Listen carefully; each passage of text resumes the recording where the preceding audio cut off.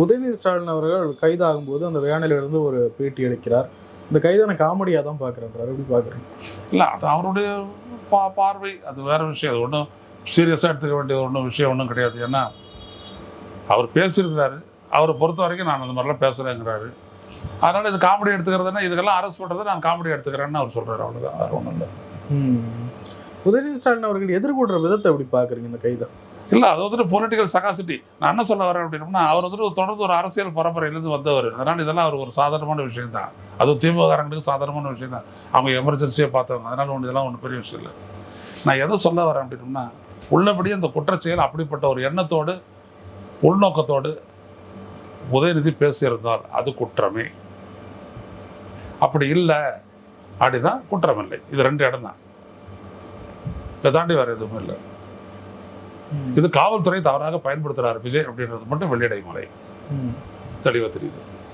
உதயநிதி ஸ்டாலின் அவர்கள் கொஞ்சம் இளம் தலைவராக இருக்கிறதுனால கொஞ்சம் பொலிட்டிக்கல் விஷயங்களை ஹேண்டில் பண்ணுறதுல கொஞ்சம் பக்குவம் தேவைப்படுது. இல்லை, நிச்சயமாக. அதாவது அவருக்கு என்ன அப்படின்னோம்னா, தனக்கு எதிராக அதுவும் சினிமா ஃபீல்ட்லேருந்து வந்தவர். எல்லா இடத்துலையும் வந்துட்டு பார்த்தீங்கன்னா விஜயால் உள்ளபடியே உதயநிதி ஸ்டாலினுடைய வார்த்தைகளுக்கு கவுண்டர் கொடுக்க முடியல. வெளியில் வந்து அவர் கொடுக்குறாரு ஒரே நேருக்கு நேரம் வந்துட்டு விவாதிக்கக்கூடிய அளவுக்கு அவருக்கு இல்லை. அப்புறம் பேசாதவங்க வந்து வேடிக்கை பார்க்குறாரு.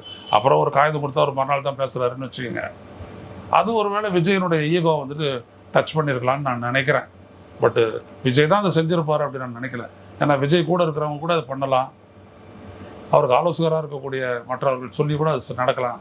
ஸோ இதை விஜய் தான் செய்கிறாரு அப்படின்னு நம்ம ஒரு கன்க்ளூஷனுக்கு வர்றதுக்கு எதுவுமே கிடையாது, எந்த அடிப்படையும் கிடையாது. ஏன்னா விஜயை பொறுத்த வரைக்கும் விமர்சனத்தை அவர் என்னோட பேசும்போது அவர் சொன்னார், ஐயா விமர்சனம் பண்ணுங்க அப்படின்னாரு. அவர் இந்த வார்த்தையை அவர் சொல்லியிருக்காரு. நாங்கள் அது சரியாக நாங்கள் எடுத்துக்குவோம் அப்படின்னாரு அவர். ஸோ விமர்சனத்தெல்லாம் பார்த்து விஜய் வந்துட்டு அஞ்சுறவர் அப்படின்லாம் நான் நினைக்கல. ஆனால் அவர் கூட இருக்கிறவங்க எப்படி நினைக்கிறாங்கன்னு நம்ம சொல்ல முடியாது. ஆனால் விஜய் கிட்ட ஒரு எண்ணம் இருக்குது, டெமனைஸ் பண்ணுறாரு எதிர்கட்சியால்.